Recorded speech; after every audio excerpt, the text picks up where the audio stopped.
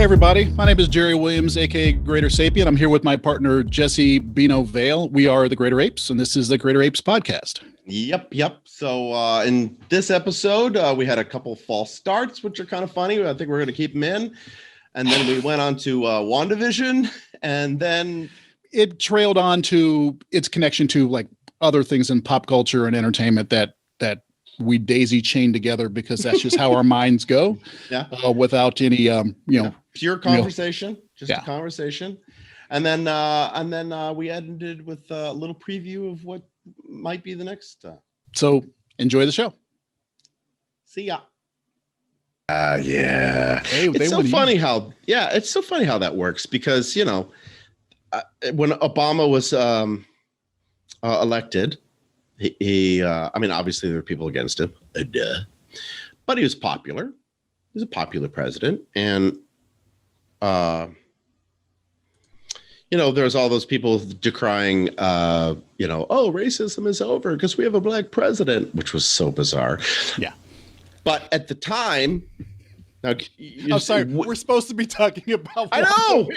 We immediately go to another topic, but finish the thought. Finish the thought. The point I'm trying to make is that reveals, right? That season of the show was like such a reveal because he was elected and people wanted to say, oh, well, that means that there's no racism anymore. And so we don't need to be called racist is really what that was coming from. And then, surprise, man, did it come out. God damn. Yeah. Boy, did that come out, right? Yep. That's surprise, motherfucker. Mm-hmm. And that is the only reason that Trump became president.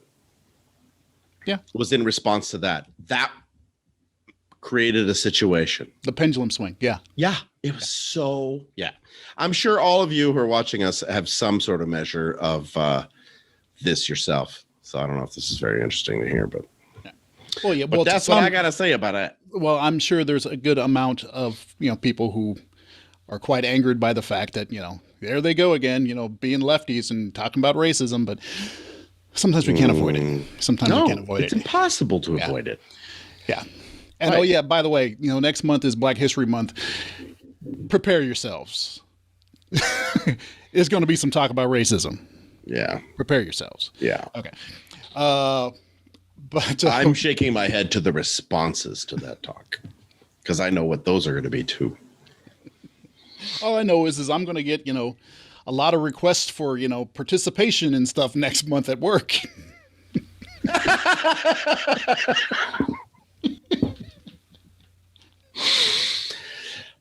I can't think of Black History Month without thinking the fact that it's the shortest month of the year. It's hilarious. I know. And I don't think anybody did that on purpose. No, it's just it has more to do with Martin Luther King's birthday and stuff. Yeah. Right. Yeah. But come on. I mean, could that be more on the nose? I don't know. All right. So, hi, everybody. Hey, how's it going?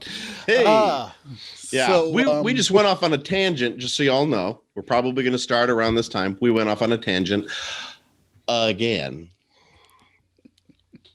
But now we're going to start in earnest. Here we go. Are you ready? Oh, we're starting. I hit the start. I just hit the start button. Oh, did you? The timer. Yes. We have a timer. We're going to try. It's not going to work. It's not going to work. This is. Honestly, I'm going to keep a lot of this is probably about 5 minutes into the podcast right now because that was some good stuff we just did. So I'm going to put this in there. Okay. All right. That was good. All right. So, and with a splash card. And now on to the real business. Whatever. Right, exactly. I love it how I say stuff like that in terms of special effects, not thinking that I just added to your to-do list. Exactly. So if that didn't happen, ladies and gentlemen, then that didn't happen. It's like, oh, we'll fix it in post. I'm post, motherfucker. If I like splash cards so much, I should just make them myself right here on the spot if I like them so much. All right. So we're going off again. But we're going to start. Here we go. As we are wont to do. What did we want to talk about, Jerry? Well, it's episode 3, week 2 of WandaVision. We'll start off talking about. Mm-hmm. I'm assuming you had a chance to watch yesterday's episode? I was, yeah. Okay, excellent. So, before getting into theory, anything like that. Mm-hmm. Just first impressions. Did you watch it once? Did you watch it twice? Did you just watch it I once? watched it once. Okay. And then I watched Charlie's response on Emergency Awesome. Emergency Awesome is a really good go-to. We may or may not put a link. All sorts of crazy. Sometimes he's too speculative for me. Sometimes he's just. So he's one of the ones that's a little bit too speculative. Well, yeah. Because I find him less so. Yeah. Than others. Yeah. Oh, I'm sure he is. I'm sure he's on the spectrum of being speculative. Yeah. But he has to generate content. I mean, so he's he generates a lot of content. Exactly. So sometimes it's going to be speculative. Yeah. But it's really good. It's insightful, I think. Forget about his impression now. Your Screw impression. that guy. All right. Your impression. Here's my impression. And it occurred to me almost immediately after watching, because you ask yourself, okay, what did I think? What is my first impression? And it is this. You ever go to a restaurant barbecue and you order like beef ribs? Because you've had pork ribs, man, the cheaper ones and all that stuff. And you're just like, you know what? I'm gonna get some big ass beef ribs, and I'm just gonna right into those things, right? Okay. And then you're just so excited, and you're just sitting there, and you're just like, I know this is gonna be good. I know this is going to be good. And they bring it to your table, and it's like Flintstone big ribs. And you bite into that, and you've got like this much meat on the outside of that bone. Just this much. It's delicious, Jerry, but it's not enough. And that's how I felt about that episode. It was delicious, but it was not close to being enough.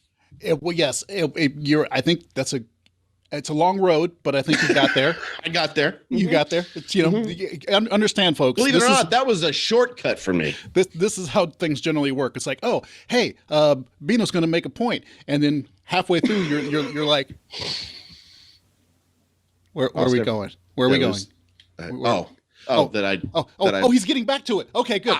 Yeah, here he goes. I got it. There's a map. There's a map. Yeah, but see, I'm in the passenger seat, like white knuckling it, going, where? You're like, dude, this is the timer's going. Yeah, but I got there, and I actually specifically did that faster than I would normally. Yes. Yeah. Right. Yeah, you didn't have a flashback to your childhood like some Stephen King aside about whatever. Yeah, that's a good analogy with my brain. Stephen King aside. Like, we needed to know about that fucking sweater, dude. For 20 fucking pages? God damn. He's still walking across the street? I thought he had gone somewhere else. He just now made it to the curb? Damn. Anyway. Yeah. No, I think that's a good description. Mm-hmm. I think because you're right. It was... What we got was really tasty. Yeah, it was nice. Was really tasty, but and it was I think it was a 27-minute episode or something like that. Now I was beforehand. I remember seeing something saying the first 3 episodes are about 30 minutes long, and then after that, when they start getting into the core of the arc, they're going to be more like Mandalorian, where they're going to be longer, whatever length they need to be. Well, I hope so, because how many episodes were there supposed to be? There's going to be 9. 9. So there's 6 left.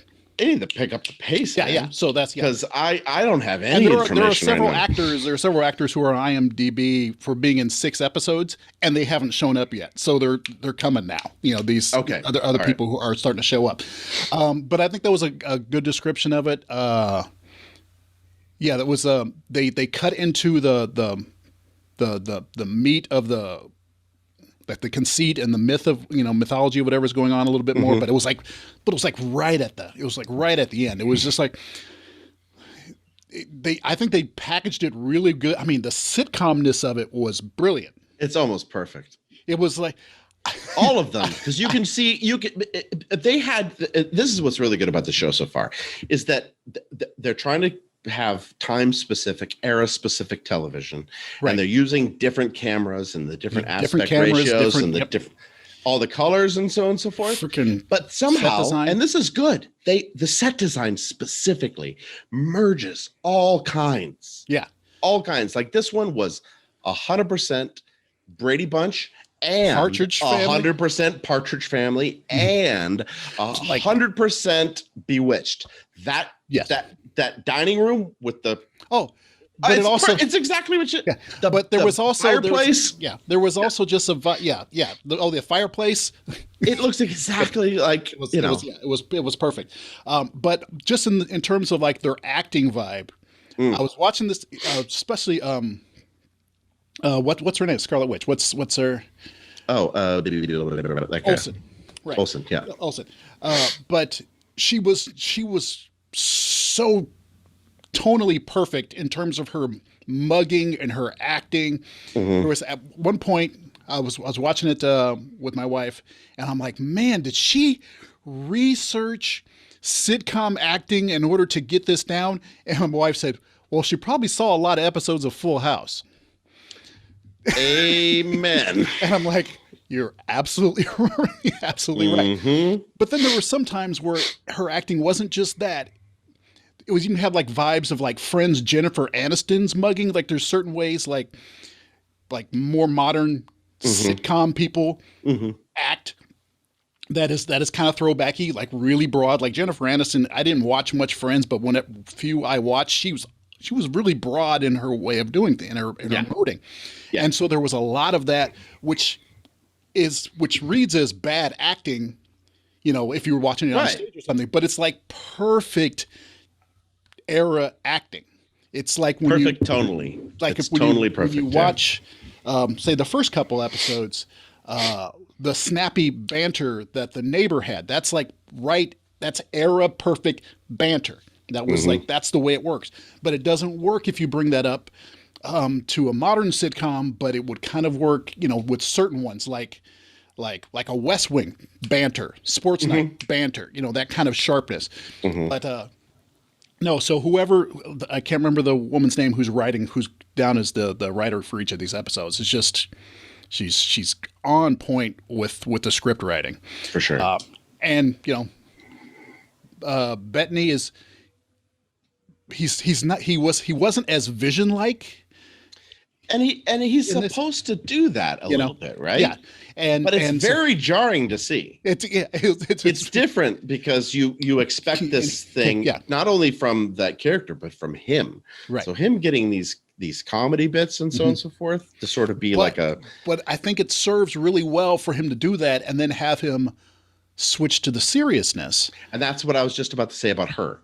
When she's lighty and flowy and she's all into it in terms of that style of acting, when she jumps out of it, it's striking. When she said no in that second episode, it's striking. Right. And and that's something that was really unusual about this. There was a WTF moment in this, and that was that jump cut. That jump cut. No rewind. No rewind. That was perfect. It was a jump cut plus just a skosh, an error, a little mess up. It wasn't clean, just enough that I told you the first time I watched it like really early in the morning. Yeah. Oh yeah. So I was like, let me just tap back. Oh, awesome, really well done. But he turned into more of the classic Vision at that point, where he was very calm. He was talking about something. When he does serious, he gets very. He's like, that's not how things are. These things aren't proper, are they? Just kind of like when he was introduced in Age of Ultron, he's like, if you're evil, he's like, what would you do? What would happen to me? It's a very serious tone that has there's a gentleness to it that belies how serious it is. Yeah. And so when because there's a bunch of stuff going on. There's calculations happening. So when he went from wacky, wacky husband, befuddled husband to that, it was really jarring and important. It was really good. Yeah. And that was also, again, not only with that jump cut and her face immediately following that showed something subtle. I loved it. That you knew that that's what she did. Right. I mean, you knew it because now we understand the whole situation, well, some of it, that she's in control. Or at least but it was certain striking. Amount of control, yeah. Yeah. It was striking also when, I can't remember the actress's name. The one that popped out, the black lady. She's relatively new. I don't have her name off the top of my head. But the character, Geraldine. Geraldine. So when Geraldine jumped out too, that was really interesting. And then what Wanda did then Yes. was scary. Yeah. Like I felt something really hard happening. And I don't know if that's my emotions putting into it, because I understand that there's some level of this is her construct. Mm-hmm. And for me, there's also threatened. How much of this is her construct. There's, because there may be some manipulation going on in there. Well, and this is another thing that was revealed in this episode, is that I always thought that Hazel, Agnes, thank you. I was just trying to think of a witch name. Yeah.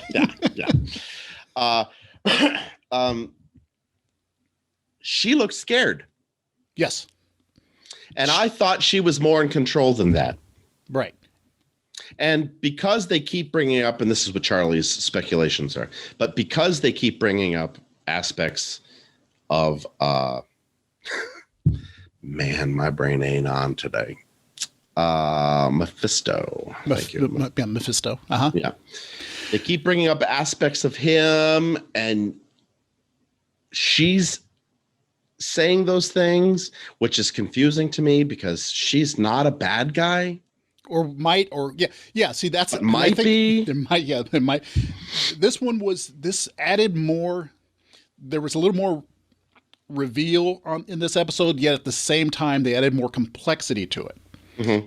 Because it's like, oh, okay, so one, we now know that it's not like a pocket universe in terms of like totally separate. It's like more like a pocket universe that's been made into like a Truman Show like bubble or something. Yeah, there's a bubble. We've seen the exterior of the bubble now. Okay, so we know that. And that apparently, and I think this is going to be important, things that are inside, if they come out, retain something. Very interesting. That is what I was hoping to see.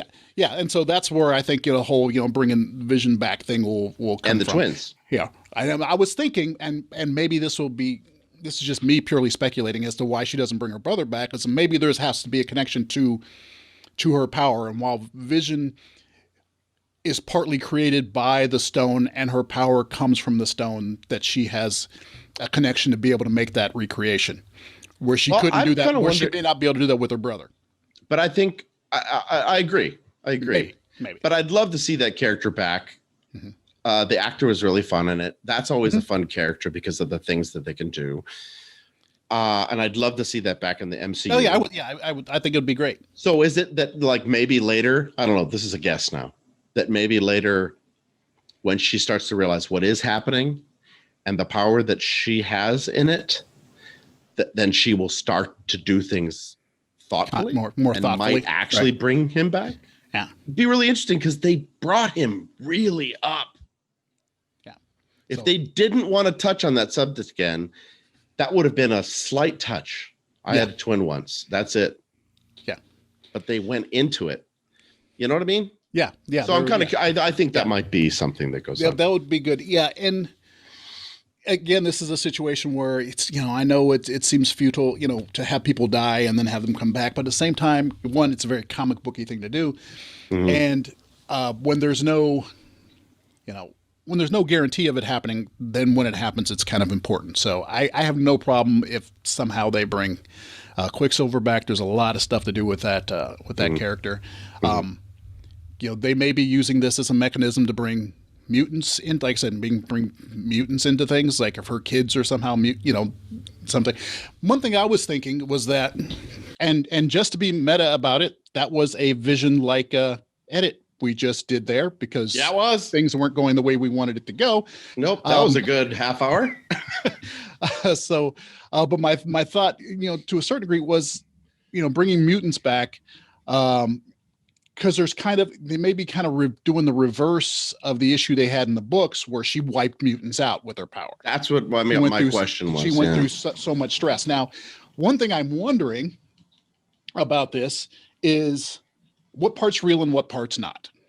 And part of me is thinking that the pregnancy is real, and maybe due to the stress of pregnancy, maybe she created this pocket thing. you know, this. So how would the pregnancy be real though? Oh, because in the books it had everything to do with what's her nugget. What's her nugget? I want to call her Hazel every single time. Her that was Agatha Harkness, I think. Yeah. Yes. Agatha Harkness, which is who we think that woman is. I'm not sure. Right? I mean, she is Ag and she's Ness, you know, so I guess you can go with, because she's Agnes in this as opposed to Agatha Harkness. So could be.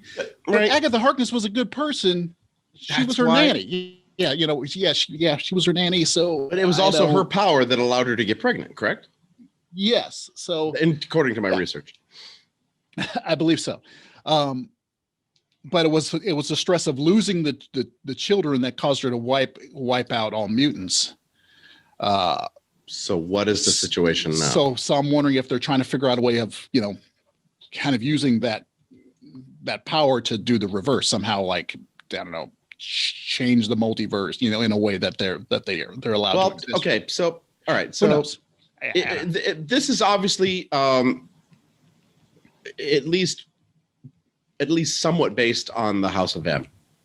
Yes, like I think I mentioned there was a wine bottle in the last episode or in the first episode that was actually House of something. Yeah. Okay. Now I know. You know, once upon a time, it used to be hard for me to accept that that stories can change from book form to movies. You know what I mean? Right. Like, yeah, obviously some of it doesn't fit. We've always gotten that. But there were sometimes decisions, and you know I could go off on a LOTR reference, just fucking crazy right now. But to base a story on a situation in which she loses her children and then loses her mind and wipes out all mutants in a new pocket universe. And here we have something stressed her out, the death of Vision, maybe, or like you said, the stress of pregnancy. And then she created this pocket thing in which mutants might come back, or some that are in the pocket might be produced. That seems so the opposite. Oh yeah, it's so I don't, and since I haven't really thought it through, I don't think that's a solid. If I thought of that as a writer, that would just be like, no, that's just my first sketch. We'll figure it out. Just, you know, it's like, that's not a solid story. You know, it's like, oh, that sounds like garbage. Well, it's literally just a thing that came off the top of my head. It's not so. Yeah, no, we're speculating for certain. We're not saying anything is. So I don't think that's a solid theory. But for some reason, you know, I'm looking at all different avenues that they could be using to bring them in. I'm not that tied to the Mephisto theme. But you know, I'm still wondering if there's some techno end in terms of like the use of AIM, and sword. You know, so sword comes up again in this, with Geraldine wearing the pendant, and so sword has always been kind of an extreme version of Shield, but still on the side of the light. You know, they're still kind of good. Well, and we know from the movies that it exists in space, and Nick Fury, thank you, is in charge. Is in charge. So we know, at least we know his morality. We know how it is. Right. And so now we didn't discuss this before, but we know that Geraldine is Monica Rambeau. And Monica Rambeau, I don't know that. So you saw the Captain Marvel film? Yeah. Okay. Monica Rambeau is the little girl who was her best friend's kid. Wow. Okay. But that took place in the late 90s. So here she is. So here she has grown up.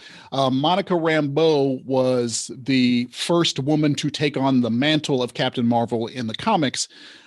Even though there was no relation to the original Captain Marvel, she was just using that name. I think it was pretty much Marvel needed to make sure they kept the copy, kept the trademark or whatever on the name. Mm-hmm. So they had a character and they said, we'll have her call herself Captain Marvel. And people. So that's the one that I'm more familiar with. The Captain Marvel that's been in all the comic books. She's got a small afro and. Yes. Yeah, that was kept. And then she changed her name to Photon later on or something else. And then Photon. And she might. So she doesn't have that cosmic based power. It's a different base. Yeah, it's a different. Yeah, it was a light based. It was all about light, like a dazzler kind of thing. Kind of. Yeah, I can't remember exactly because it's been a while, but it was all light based. Yeah.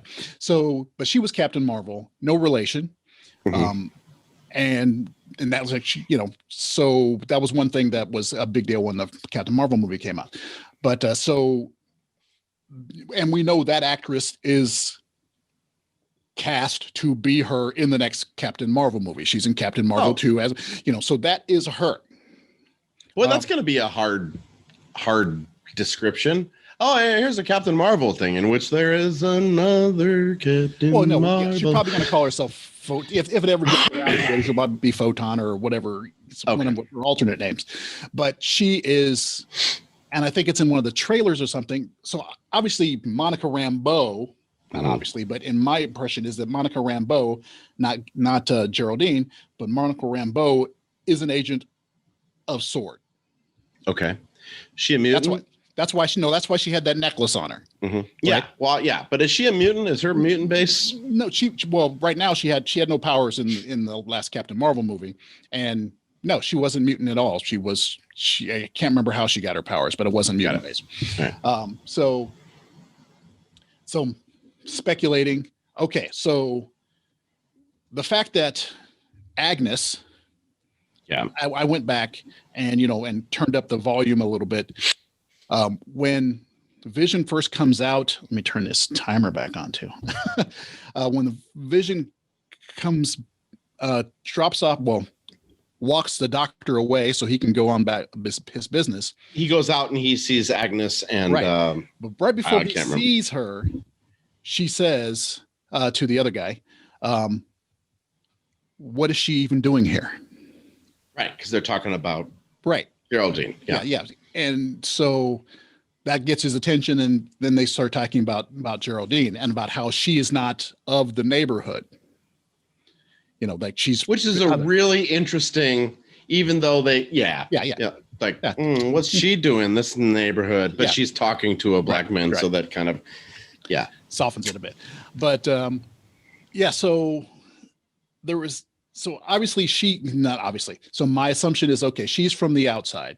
Maybe somehow she penetrated in and then got taken over by the program, the spell of it, of the whole thing. And maybe the same thing with the person coming up through the manhole was somebody, and maybe the beekeeper making their way in. And we've always thought that the beekeeper costume was what it looked like in her world, right? So that was how it explained itself being there. Yeah, translated. But I don't think he ended up in the universe. I think hers, the small pocket.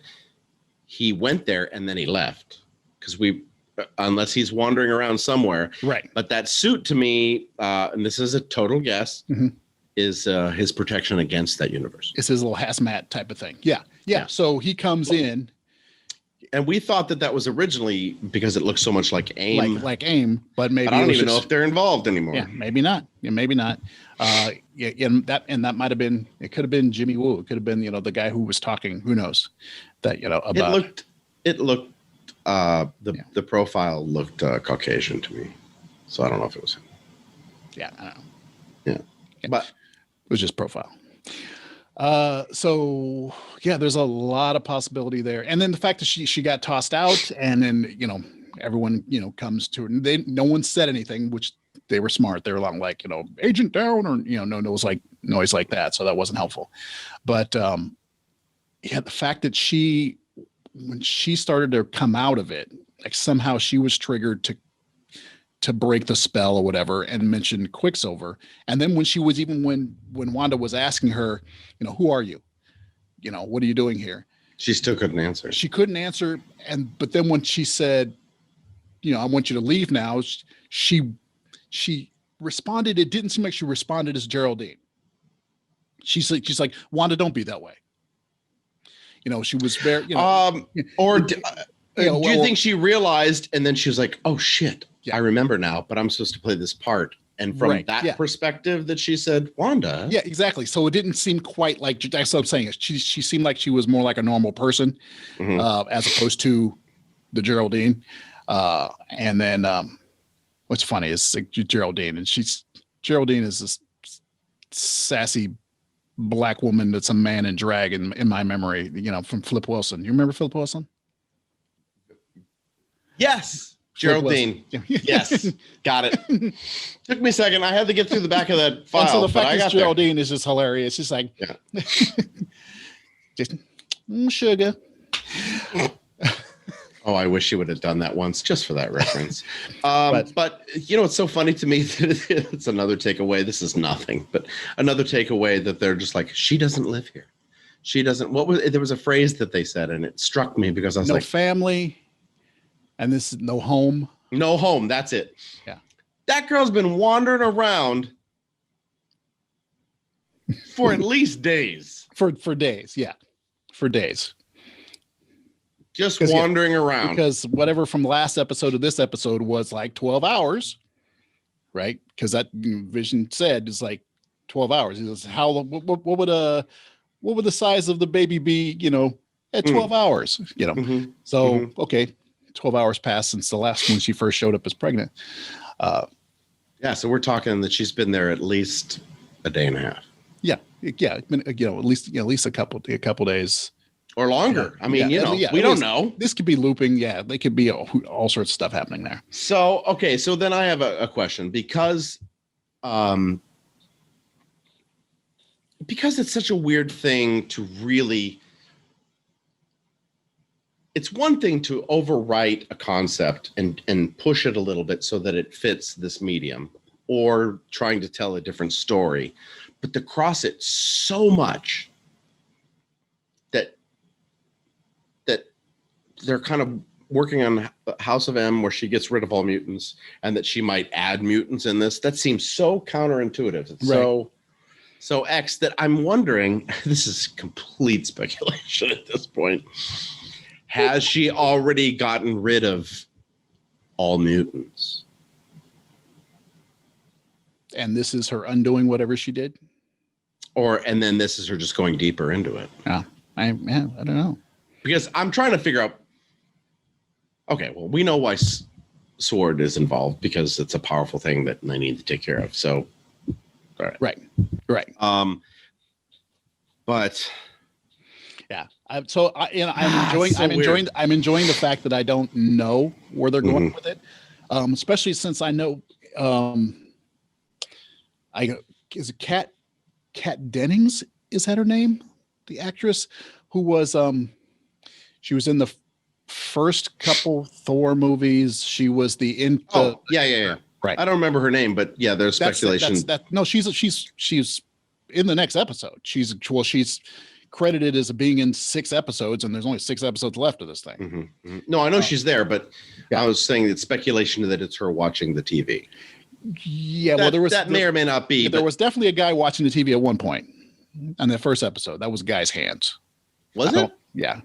I thought it would look like woman hands. Yeah. But her whole thing was she was with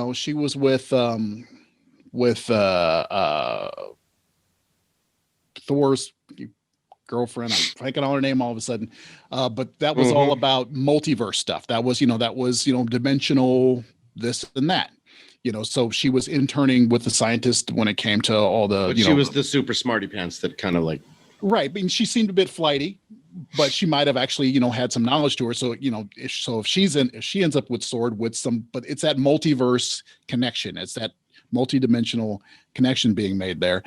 So I'm. I was like, okay, well, we're still dealing with, alternate university stuff. So Okay, well then let me ask this question, because there's on a number of places that I've looked, they're like, this is how WandaVision ties in with Mr. Magic Man. Mephisto. No. Mephisto. No. Oh, Doctor Strange. Thank you. Mr. Magic Man. What do you want? What do you want? My brain's calcifying. They say that's how, that something in this is going to connect it. Yes, and also to Spider-Man 3. And also to Spider-Man 3, which we're also going to probably get, what, Spider-Verse out of this? Some version of it. Mm-hmm. Something, yeah. So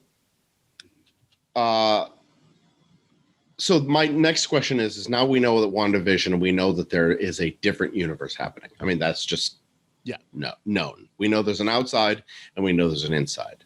No speculation there. Now, in the Multiverse of Madness, I think is the right. Now, is that a standard Doctor Strange story? Not that I know of. It doesn't ring a bell with me at all. So I'd be interested in if Doctor Strange has an enemy that has caused multiverse, or if he has caused a multiverse, because if not, then it's all Wanda's doing. Well, yeah, Mephisto was a Doctor Strange bad guy sometimes. Mm-hmm. There was also, there was this extra dimensional realm called the Crossroads where you could go off into different dimensions and things. It's like an astral plane. Yeah, but it was literally like manifest in people's minds as a crossroads. You could go through different portals to different universes, and he banished the Hulk there at one point. To find a planet, go find some place that you don't destroy things. And he just... That's Planet Hulk? No, this was way before. This was like early 90s, late 80s, but it was just get rid of the Hulk because he's too destructive. And that's when the Hulk got his act together a little bit, he calmed down a little bit. So he's always had a connection to multiverse stuff, but he also has connection to time. So it might also, you can always have things, backdate to the beginning of time and have history, change in just enough that, these mutants have always kind of existed and we're just now learning about them, kind of thing. Right. Okay. And so whether or not that it ties into the Eternals, which is coming out, which is also a group of superpowered people who've been around for thousands of years and no one's known about.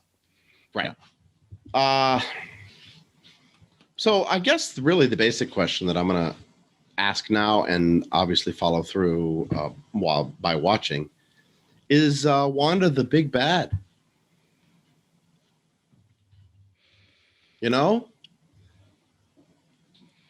If it's not Mephisto acting, I think Sword didn't do this to her. She's not being experimented with. Well, not by Sword. Yeah. Right. Yeah. So there's always possibility that there is other dimensional, extra dimensional, some type of being. That's why people are speculating on Mephisto. Because she has such control, and she has this sternness to her reversals, the no, and the anger that she felt towards Geraldine. Right, for bringing up Quicksilver, yeah. For actually not even bringing up, but bringing up his death by Ultron. Yes, specifically bringing up Ultron, because I don't even think she said Quicksilver. They just keep calling him Pietro. Yeah. That's all she said. She just said, I had a brother. His name was Pietro. That was So it was the fact that she brought up somebody who does not exist in her little universe, and that was Ultron.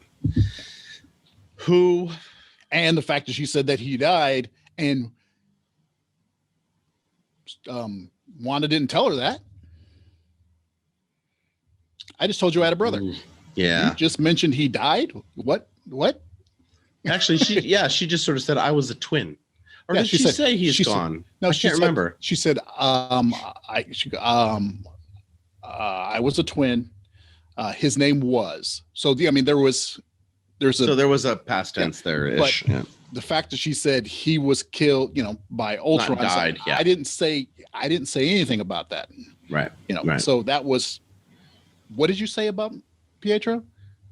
What? Pietro? What? Me? Let me talk to the baby. So yeah, hey.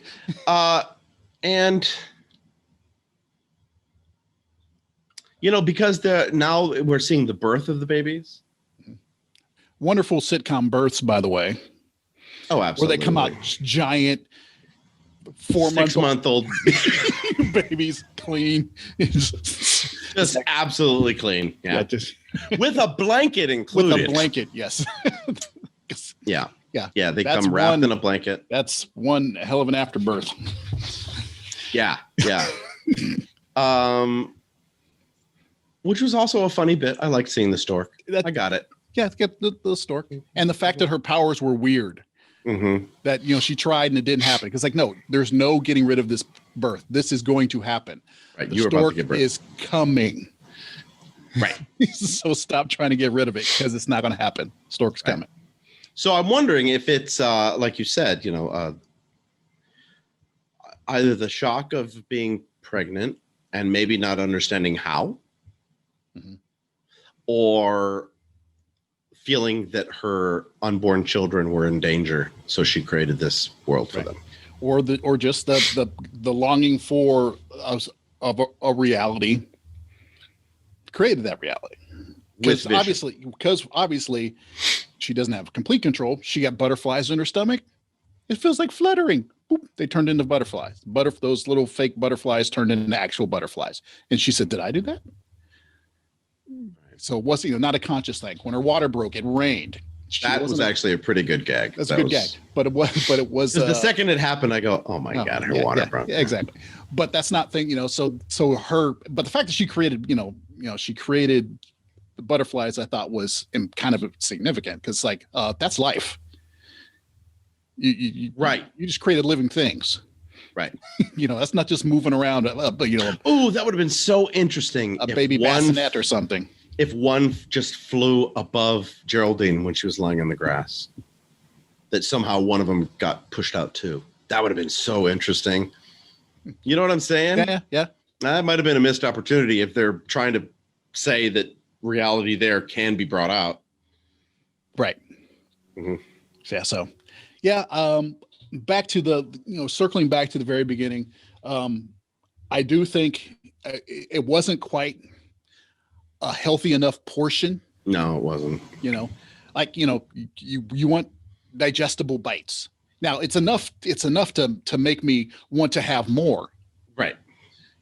Which is what I think it was helpful having the first, and maybe it was because the first 2 episodes, I think they did it on purpose. They had 2 boom. We want to make sure that you get a nice digestible chunk at the very beginning so you don't feel cheated. Now you've bought into it. You've gotten 2 episodes. You got the momentum going. You're going to be fine with 1 episode, And I think it was a miscalculation on their part. I do. Yeah. One thing that's worked for Apple TV is, at least for the new shows, the first 4 episodes come out.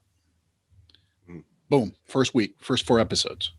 And then they trickle out week by week. And that's like a healthy chunk. It's enough for you to okay, do I care about this or not? Okay, cool. I'm in. I bought into it. I'm willing to wait a week now from episode to episode. So I think that was their attempt with the first 2. Mm-hmm. It was enough for me, but it may not be enough for everyone. If they keep it up at this small a portion, if they keep doling it out like this, but I think they're going to ramp it up now.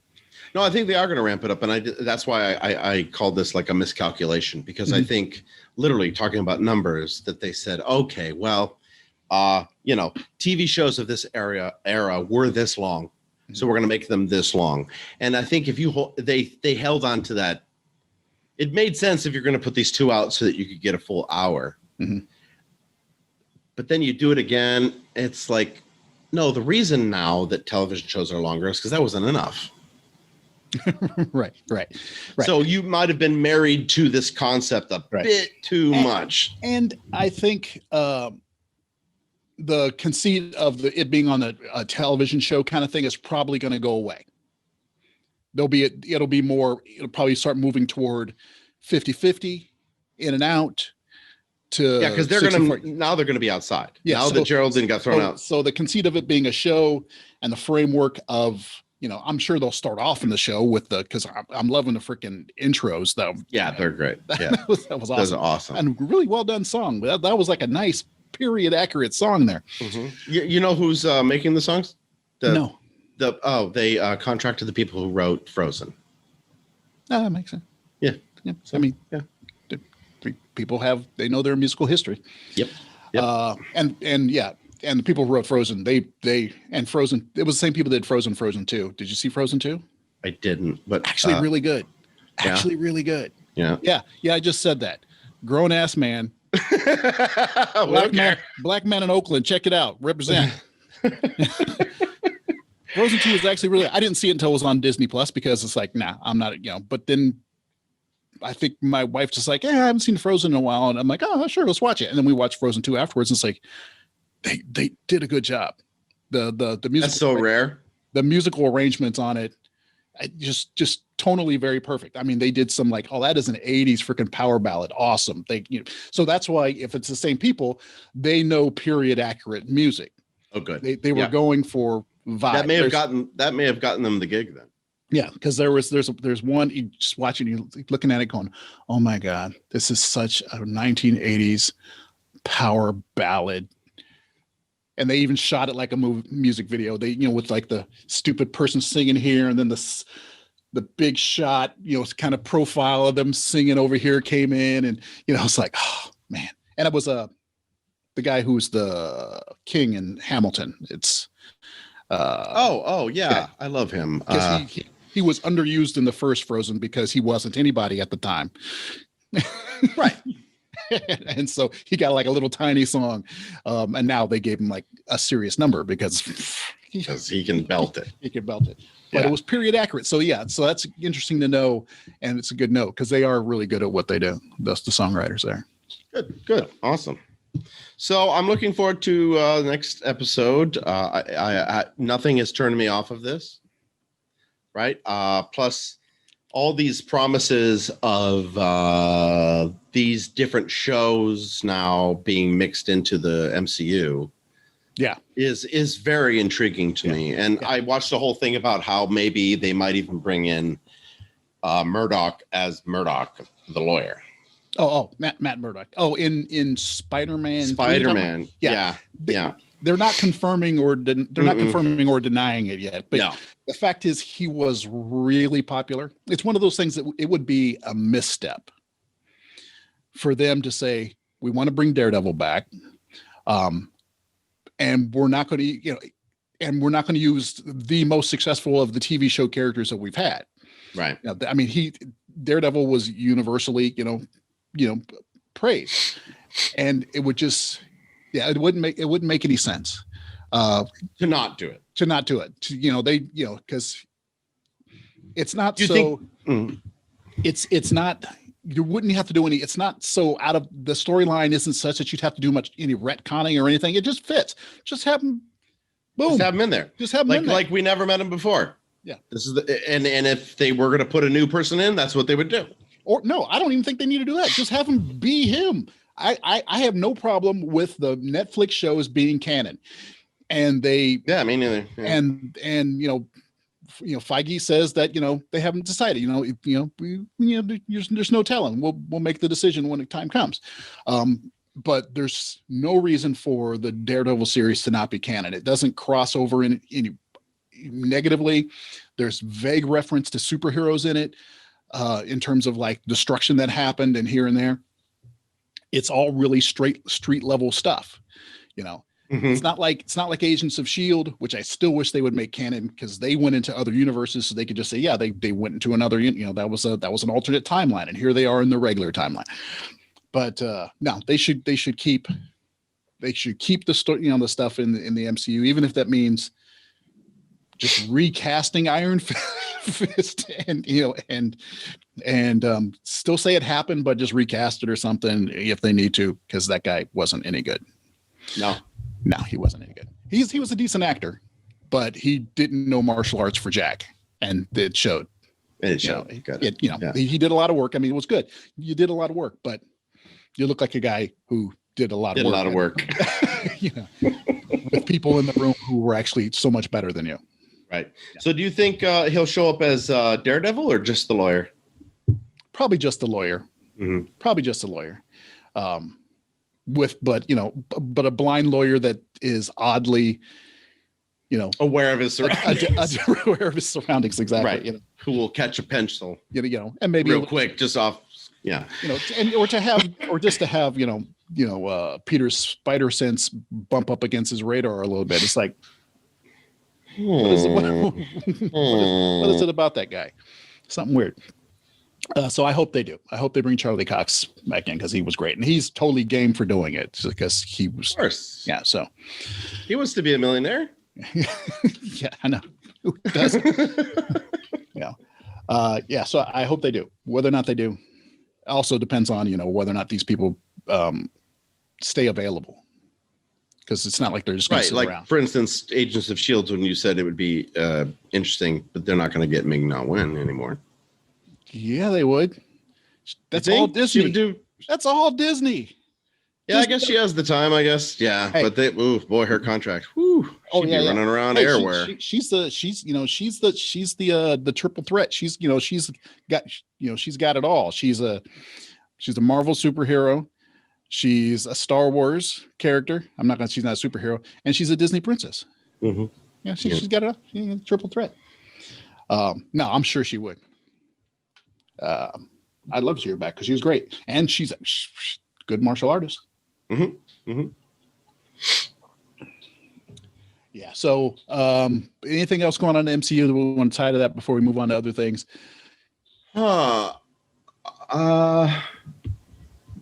I think we were going to go over just to discuss with people that part of the reason we started doing this is obviously to talk about all these other crazy things that we think and do that are impossible to list.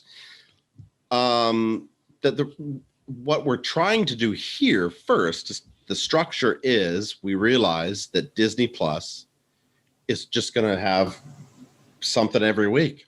Everything, yeah, and they're gonna start daisy chaining things together. Mm-hmm. Like it's like once, I'm sure there'll be a gap here and there coming up, but once this show is done, there's like maybe a week or two, and then Falcon and Winter Soldier starts up, mm-hmm. and then who knows, a little bit of break before what's the next on the list?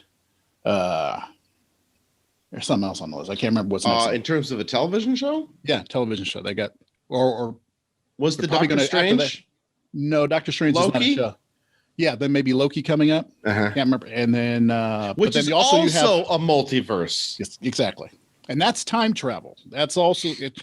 And I don't know if that's going to tie into Ant-Man and Kang the Conqueror, who was this big time traveler dude, and mm-hmm. it's kind of connected to. It's very much connected to the Fantastic Four, and yeah. Come on, yeah. I want them to get to the. I want them to take their time. Please mm-hmm. take your time. Don't listen to me. Don't listen to me, Kevin. Don't listen to me, Kevin. But I want the Fantastic Four. I want them fast because I want them good. Because I want them good. But I want them good. I want they have to be good, which is why they shouldn't rush. Given how they're doing everything so well, come on, the thing is going to be awesome. And I think the fan casting of that is amazing. Who did they fan cast? Who was fan cast for that? Oh, John. Not for the thing. I can't remember. John Krasinski. Oh no, he's perfect. He wants and his wife. Yeah. I'm blanking on her name all of a sudden, but he wants it. He said he'd love to do it. He'd be perfect. Yeah. He looks like the guy. Yeah, and he's getting up there in age just enough because Reed Richards was in the comics. He was 40. His wife was a bit younger, and his wife's brother was a bit younger, but he was a grown ass person. He was mm-hmm. like Tony Stark's age. He was like right. a regular grown adult in the room. Yeah. So, but who do you want as Ben? I don't have anybody. That's why I was wondering if you had somebody fan cast as Ben. Let me look real quick. I'm sure there's somebody, I don't think it needs to be a big bruiser person. It just needs, somebody that's got good comic freaking timing. Wait a second. Oh God, how funny would this be? For the love of God, who played Captain America? Chris Evans, thank you. Evans. Yeah. You just They get, should cast Chris Evans, and you know why. Because he has awesome chops, and he would get to play another Fantastic Fantastic Four character. But, That'd you know, be so funny. But they got to have somebody that can do the range. You know, if you want to just a smart ass guy, and be like, let's get. I was going to say get somebody like Bill Burr, but Bill Burr should be Guy Gardner, Green Lantern. Oh my God, Bill Burr should be Guy Gardner, Green Lantern. Just that would asshole. be such a good movie. That like, wouldn't it? Just oh my God, just stone cold asshole. Stone cold. That kicks ass. That kicks ass. Okay, they have John Krasinski and Emily Blunt. That's her name. Blunt. Yeah.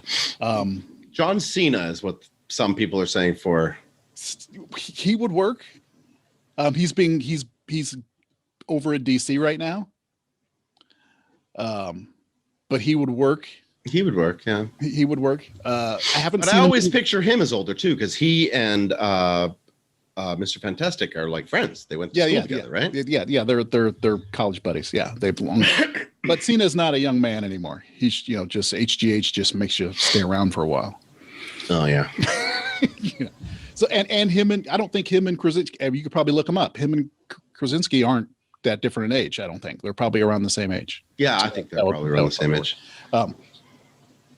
And he's got good comic timing. I don't know how he is on the gravitas that, Ben is still a tragic figure. Yeah. As funny and, kind of grumpy old man without actually being old that he is. Yeah. He's got a lot of pain. So you need to have somebody who can do that as well. Somebody said Michael C. Hall for Kang the Conqueror. Michael C. Hall. What's his name from What's His Nugget? What's his name from What's His Nugget? Mm-hmm. But no, Kang has already been cast. The guy from Lovecraft Country, the male lead on there. I haven't watched it. Black guy. He was also brother last black man in San Francisco. I can't remember his name, but he's really good. So I'm looking forward to him as Kang the Conqueror. He's already been cast. Oh yeah, I did see that, and I recognize his face. So yeah, I agree. I think that was a good choice.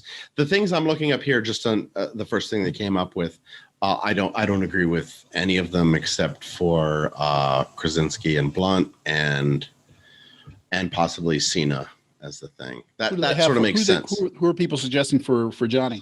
Dear Lord. So they are suggesting KJ Appa. I don't know who he is. And he looks like a young man in this, and he has red hair, and he's wearing like a Letterman jacket in the picture. But he looks too old. He's way too old. Yeah, he needs to be, college jock guy. Just a little bit older than Spider-Man. Mm-hmm. Lily James, and I can't remember where she's from. She looks familiar. Yeah. I can't remember where she's from, but they're saying her for the Invisible Woman. I disagree. Andrew Lincoln. He looks so familiar. Oh, Walking Dead guy. They think for Mr. Fantastic. I disagree. I understand it because of his face shape, but one thing they need to have is somebody who can talk fast and sound intelligent yet witty, and if they get the right writer, somebody who can really slyly insult you without sounding like he's insulting you. And that's Reed Richards. He's just Mr. like, yeah, he's the subtle knife. He's so superior that he that he knows he is. Yeah. And and unlike some other of the geniuses in that universe, he's not the one that's going to pretend to not be as smart as he is. Isn't he ranked number one? Yeah, well, Shuri at one point. Shuri and Franklin Richards, Richards and Shuri are. I think there might be somebody new now because that's a thing. Whenever someone creates a new character, I mine's got to be the strongest or the fastest or the new smartest. It's like, okay. Right. Yeah. We had some other topics to discuss, and they're out the window. We'll bring them up later because what do you think they're going to do to Black Panther, man? They've already said they're not going to recast. And Shuri I would understand it. And I was in support of her taking that mantle if they could figure out story-wise how to take care of that. But that actress right now, I mean, I know that they told her, shut the fuck up. Yeah. And Don Cheadle had a side conversation with her too. Did he? Yeah. So was it not good? Well, no, because he originally defended her because he hadn't seen exactly what was said, and people said, how can you do this and that? You should tell her this. I'm like, if I have a conversation with her, I'll have it offline, but I'm not going to air out things here. But, and then I respect that. So then people sent links or whatever, and when he finally read through the whole thing, he said, okay, yeah, this is a bit much. I don't even think she saw exactly everything that was in this thing. And then he said, yeah, I reached out to her and, we're going to have a side conversation about it. When was that? This was like within a couple of days of the things going down. Do we know the outcome of that? Well, no, because he says, I'm not going to, he's like, it's a private conversation. He's like, I'm going to have a private conversation. I guess I kind of figured in that same vein that he would come out and say, all right, let's take care of everybody or something. But so I looked at it. I saw most of what she had linked to, and there's the whole idea of like, the kind of conspiratorial part of it, which was BS. But I don't know if she had actually looked through the whole, people look at things and they go, yeah, this is a guy talking about how you should not necessarily trust what they're doing with blah, blah, blah. Yeah, I'm going to listen to this man. And it's like, oh, but did you notice 15 minutes in, he's like totally, insulting gays and trans and, and all this other shit that was in there, don't know. Cause whether she did or not, I don't know. Cause she deleted this stuff. But the fact is, other people did and said, what are you doing, lady? Yeah. So. Well, and it's this, I don't know what to call it. There should be a title for this type of thing because it comes up a lot. And that is, it's not even a matter of saying something. It is on some occasions, but it's a matter of how little true presence was behind that action. So like you're saying, did you really follow through with all of this? Did you really think about this before you spouted off? These are things that I don't respect. So even if it's something that's maybe benign or more benign, I don't do that. But then there's also this in terms of just common sense. It's when people can't do something. Look, we've all failed in this. I'm not saying like I stand above the rest in this regard. Quite the opposite. But it just bothers me. You are this young, up and coming actress. You get hired for a big role. You steal the show because that's what she did. Right? Mm-hmm. I mean, obviously everybody was talking about Black Panther and stuff, but we're like, what and how? I didn't know that character. I wanted to know more instantly. I thought the rapport was great. It was just like everything you want in an up and comer, right? Mm-hmm. In this day and age, this is not an older person who you can almost understand. In this day and age, how could you say any opinion online if you are set to stand up? Do you know what I'm saying? Yeah, even the problem is though, it's this weird flip side of that is like she's not an older person. She's a young person. Yeah, that's what I'm saying. She should know better. Who doesn't know better? See, there's a thing of young people who actually don't understand the weight of the internet. Mm-hmm. So it's almost like, well, if she was in that spot between the ages of like, you know, mid 30s to 50s, she would understand the gravity of it. You get over your 50s and, you know, up in there, then you're like, how does the internet work? Right. And you start screwing up. But when you get below that, you're also like, this is just ephemera and it just goes out. It's like, so there's like this spot of but dude, yeah, it is super naive though, because the thing that is underlined the most in schools about social media and the internet period is how widespread a point of view can be put. I don't think it's actually it should be ingrained in them. It should be, but it is not. And that's weird to me. It is. It's kind of just media education in general is not emphasized enough. We didn't have it when we were younger because, you know, nothing really existed. And so, like, if you put in a newspaper ad, that's going to be on microfiche. Right. It's forever. Right. And so that type of media education it's not out there in the schools. It's like things people, I mean, I'm seeing it in the schools. It gets discussed, but it doesn't really get, it's not like really truly, like framed. I don't think it's framed properly. And I think the results of it not being framed properly are evident. I mean, just like by what happens out there. Mm-hmm. The one thing I think that's going to be fine about her continuing in the thing is something that a lot of people still don't realize is that Twitter is not the world. Right. Most people have no idea that happened. That's the thing. I mean, it's the same reason why, you know, even though there's rumors of stuff happening, they're not getting rid of Gina Carano on Mandalorian. Right. Because Twitter's not the world. Now, if she had done something stupid like get herself arrested, at a rally or something where it's like, okay, that's more than that than just, you know, tweeting that, you know, you support a president. I think it would be different, but it's not. But here's the thing.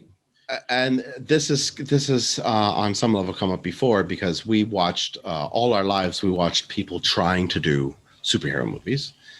And when they started to succeed, when they really started to take hold, it was because they put it in the hands of nerds.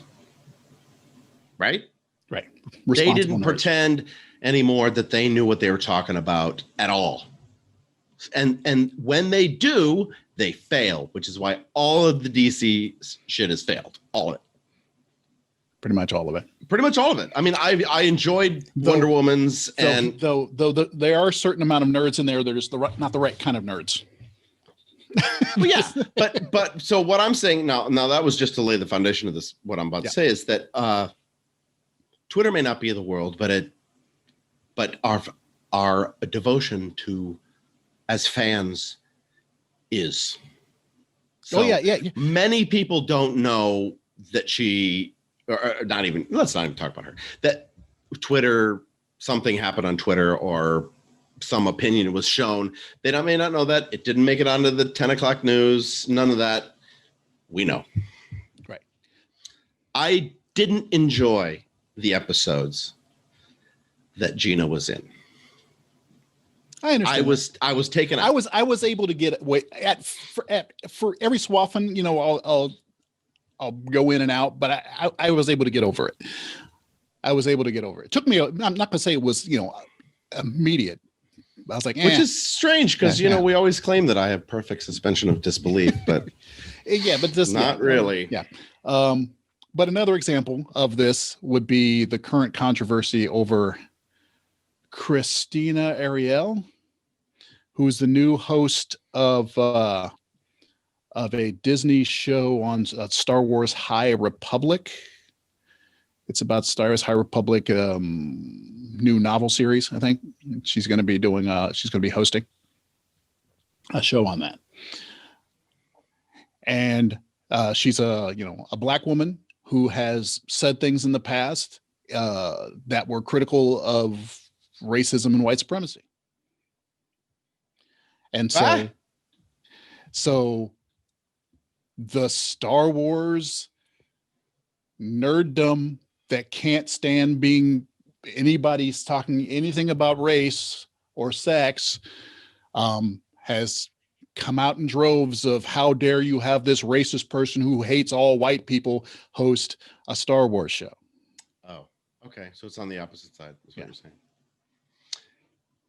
Still, so now and Disney's going to the mind. It's like, it's Twitter doesn't matter. They're kind of doing the same thing with Gina Serrano. It's like, Twitter doesn't matter. I think they might have learned, hopefully they learned their lesson from James Gunn, when they fired him for tweets he had made freaking 7 years ago.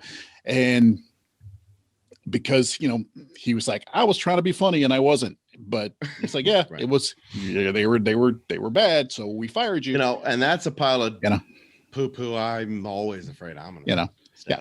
So it's just one of those things. Funny and saying something just, how are we going to, if that ever happens, I don't know. What are we going to do with that? No, I mean, like as a study and what you should do, you should be like, fuck, man. What an idiot I was. Yeah. But is that enough? I don't know. Yeah. I mean, because I'm of the mind, I have always been of the mind that I don't say anything online that I wouldn't say to somebody's face. Yeah. Yeah. Which means every single one of you people that I've insulted on my channel, I would say it straight to your face. Absolutely straight to your face. But I also wouldn't say anything that I wouldn't feel free to say on a street corner, because I just assume you just have to assume everyone's it's on the street corner and somebody might hear it. So there are things that I've started to say online that I've gone just in case it gets, I will make sure I edit this one down to make sure it gets my point right. Cause I'm a ranter, Mm-hmm. That's what I worry about. That I'm just going to be running around and all of a sudden I look down, I got shit all over my shoes. Yeah. The most dangerous part are these things. Yes. The live. That's that's when we step in it the most. Well, because you and I will step in it on purpose because it makes the other laugh. and it's because it's under the context that of course he would never say that. Right. Like there's a part that we did before this recording where you were using some salty language because it's, you drop a word here and there, but we're not. Now I'm trying to search my brain for what it was, but it's all right. I'll look back. You'll tell me after this. Yeah. Meet me after the show, Jerry. But I don't know if we want to keep going on that one, but that just reminded me of doing things that make people laugh. And it also kind of goes into the next topic, which I wanted to ask is like, hey, what have you been watching these days? But one thing I've been watching, one thing I watched this last week was, I hadn't watched it in a while because I saw it on a podcast, was Magnolia, the film Magnolia. Oh, I almost watched that the other night. Okay. So has your roommate seen Magnolia? No, that's why I was going to watch it. So, okay. This is, the other day after watching it, I was hanging out with Robin and I laughed and then I laughed and then I laughed for different reasons. Like, you something comes to your mind, you think it's funny, and then it goes down one and then it goes down one. So my first thought was, it was not really a laugh, but it was curious. I was like, oh, I wonder if this person has seen your roommate. I wonder if they've seen this movie. Right. Yeah. I think it would be a good thing to do. Absolutely. And we almost watched True Romance instead. I know. I was really on a roll. And then we watched Mission Impossible. Because I was just like, I don't want to think. So then I thought, okay, if they watch Magnolia, I want to be in the room to watch him watch Magnolia, to watch you watch Magnolia. But you've been in the room with me because it's so painful, it's horrible. So painful. So exactly. Much. And I'm just like the kind of twisted person that I'm like, I want to be in a room and watch you watch Magnolia again. Just to watch me squirm. Yeah. Just to watch you squirm. This happens a lot, everybody. I get shown things. And then not so much lately because my mental health has gone on the decline, to be honest. But Eventually, that'll happen. And then the next layer of nerdness kicked in, where I felt like Riley in Buffy the Vampire Slayer, when Xander got split into two different people. And he said, does anybody else want to put them in two different rooms and do experiments on them? Right. Because that was my thought about you. It's like, I kind of want to put Bino in a room and just watch him. So it's like, oh my God. And Robin's just like, you're so mean. I'm like, yeah. Talk about for a second if I got split in two like Xander did. Both of them insufferable. Both of them. We know exactly who they are. Both of them insufferable. But it's but excellent movie, Magnolia. Painful. So many great performances. Yeah, if you get a chance, you should definitely introduce your roommate to that. And we should actually qualify the painfulness. Some of it is emotional because it's an emotional movie. With some tragedy, or with like for instance, knowing that the older character. Yeah, we're not going to worry about spoiling freaking Magnolia. The movie is 20 years old. But I can't remember the actor's name all of a sudden. Really Jason Robards. Yeah, right, playing the old guy. Yeah, and that's his last performance. He agreed to it because he knew he was dying, and I mean that is just. To me, that's something that pulls me out of the story, but man, does that hurt me. That hurt me so much.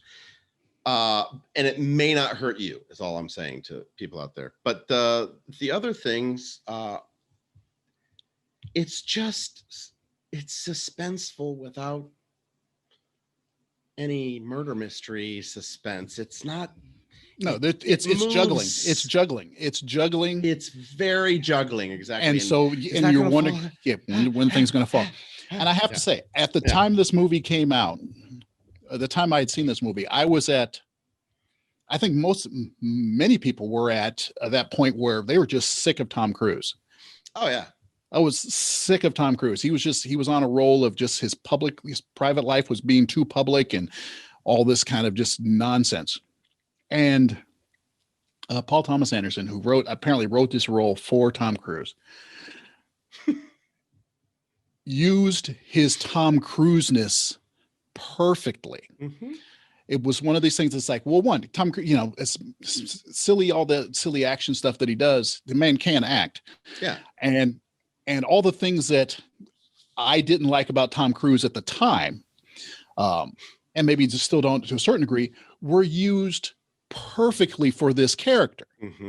And so it's like, so it was okay that you knew it was Tom Cruise because and maybe you had a problem with the suspension of disbelief because you're watching Tom Cruise and because of all the stupid drama going on in his life, you're kind of upset with him and you don't really want to look at him. Well, guess what? You're supposed to be kind of upset with this guy in front of you on the screen anyway, and you kind of don't want to look at him either. So it's all really used really well. I mean, his bravado and his swagger and his just ego was just put on perfect display. And then to have him use that to come down and be weak and to shatter was just really good. Really satisfying. Yep, I agree. And God, I'm looking at the cast. Julie, just amazing. There isn't one person in here that isn't. And I forgot Patton Oswalt was in it. Yeah. He ends up in the tree. He's in the little the opening framing story. But Philip Seymour Hoffman's freaking brilliant. Just unbelievable in that film. Just excellent. I mean, it hurt me. John C. Reilly. My God, that character's performance, how he managed to get through that. Yeah. I gotta listen to the soundtrack now, which is amazing. Everybody, I was Amy Mann. Well, whole album, man. And he wrote it with that out with what he did was he took some old tracks of hers and some new tracks that she was planning on doing for an album, and and arranged with her for her to make new tracks to make this movie to the soundtrack. It just like we have these notes. So that's one reason why this movie works so well, because it's very much like an album that is like, say, one of my favorite of all time, which is Marvin Gaye's "What's Going On," which is this. It's an anthology. It has a story throughout. It's meant to be played in a certain order, so that one song leads you to the next song, and you go up and down and all these things. And the movie is put together like very much like that kind of really well curated album where you hit these beats and you hit these rhythms from scene to scene. And they do an excellent. He does an excellent job, and all the cast does an excellent job. Even down to the little kids. Down to the little kids. Oh yeah, everybody. I can't remember if this ended well. Ended well. The movie. I can't remember if it was satisfactory in its ending. I mean, because there are some people we do want to watch this, and we're not going to spoil it. Well, the thing is, the movie takes place in one day. It is one day in Los Angeles. It starts in the morning and it ends at night. And so, in terms of whether or not it ends well, it's a day in the life. It's not over. Yeah, there's a certain sense. That's what I was remembering. There's a relationship, in the film that I was finishing watching it, and Rodney came in right when I was finishing it, and I was like, "That is a relationship with a very short half-life. It is not going to last very long, but it's there's this note that seems like and when you watch it, you go, okay, that's good, but if you think about it for more than like 5 minutes, you're like, oh, tomorrow's gonna suck. It's like when these people wake up tomorrow, and if you think about the other characters, like, oh yeah, that guy, he's got his teeth are my heart rate is up. Just so that and this is why I wanted to watch the movie. Oh, I mean, I'm starting to feel it already, because as soon as you like touch on something, I go, oh yeah, that. And touch on this, and I go, oh yeah. And now I look at the people and I see their faces, and I go, oh yeah, that. Yeah. So are we turning people away from this movie? Probably. No, I hope not, because it is. I think it's a testament to how good the film is. Because literally at the time, there were actors like Tom Cruise who I did not want to see. But I heard the movie was good. So I said, I'll give it a shot. And honestly, this was the movie that made me willing to watch Tom Cruise movies again. I was like, you know what? Fuck it. He can goddamn act. Okay. I'll get over the fact that he's a crazy person. I will get over the fact that he's been on Looney Tunes and he'll just be an actor. The man does his job. And I can do that now too. Cause me for the same reasons. Well, I don't think this is anything we're going to not talk about. I don't understand. I'll just put it that way. I don't understand anybody who goes for Scientology. I don't get it. To a big degree, I don't get it. So it's really hard for me. It's really hard for me. Scientology is, it's. That's a hard one. It was QAnon before QAnon for rich people. It's just like, yeah. There you go. Yep. And I wouldn't say less dangerous. Oh no, not it's different kind of danger. But it's less immediate, but it's more systemic. It's they're putting people in. So places. I had difficulty with that. Plus, my relationship with watching his movies was. Watching him and all the 80s stuff. And then he, and we're just like, oh, okay, this is who this guy is. Top Gun pretty much underlined it for me, right? Like, okay, this is the guy. And then he did Rain Man. And he impressed me. And then he did Born on the 4th of July. And I thought, okay, this is changing this man. He's now wanting to do more serious acting. He's kind of over this, right? And I was just like, and I was telling everybody, because me, I talk. I was like, oh yeah, and I think he's just going to be a really important dramatic actor because he's gotten his acting chops, and he look, come on, Born on the 4th of July, the guy's like hideous throughout the entire thing for the most part, and he's totally okay with that. His ego has been. Then he gives fucking Days of Thunder directly after that. Are you fucking kidding me? And then I was just like, all right, this guy is just in it. So now my relationship with it is like, he's a crazy bastard, but man, can that guy make a movie? He can make a movie. He can make a movie. Not going to ask him to what his opinion is on anything outside of whether or not they should greenlight a film. outside of that, it's like, but yeah, the man can make a movie. Yep, he can. Which is why the other day when I was just like, okay, well, maybe True Romance. I was trying to. There's a list of movies that I want to go through again, and so what happens to me is I say, oh, it'd be fun to watch that movie. So now we're talking True Romance because that's a satisfying ending. It's good. It's a great movie. Super satisfying ending. Too steep a drop. Oh, because it gets fucking hard for me, and which scene is super, super hard for me. And it's just like, oh God, oh my God, oh my God. And here's the thing. I know how it's going to work out. I've seen it. I just can't separate myself from it, right? And then I go, oh, maybe I should watch Magnolia. I may have done it the other way. That seems to make more sense. But then thinking Magnolia, and I start thinking about some of the things that happen in there, and I'm just like, I just can't. And then so that brought up Tom Cruise, and I was talking about just the stuff that we just talked about, how that role was made for him, and it was really impressive. And so we watched Mission Impossible. The first one? Mm-hmm. Okay. Yeah, so we're gonna go down that route because you don't have to. Even though the second movie is hard for me. There's a scene in the second movie.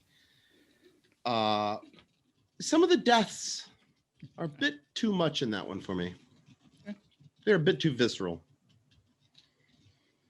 And sometimes I don't have an issue with that. I mean, I love Sam Raimi shit.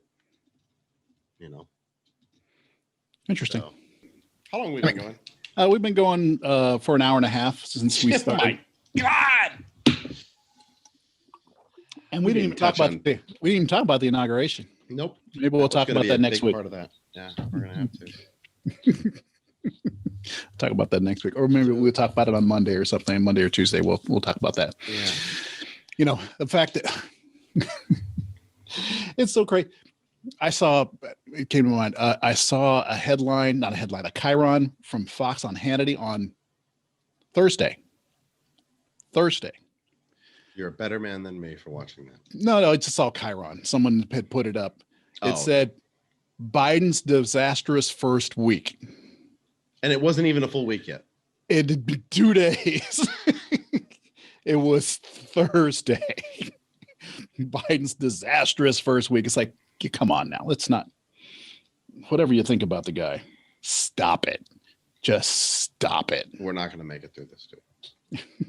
It's not going to go how we want. Yeah. No, it never goes how we want. And for all the same reasons. Nobody learned anything. Oh, no. I mean, you still have people like Kevin McCarthy, kind of going, what, who's Trump? They're talking about what they should do about the impeachment and this and that. And they're kind of acting like, what are you talking about? Something happened a couple of weeks ago. I don't have anything on my calendar from a couple of weeks ago. What are you talking about? It's like, stop it.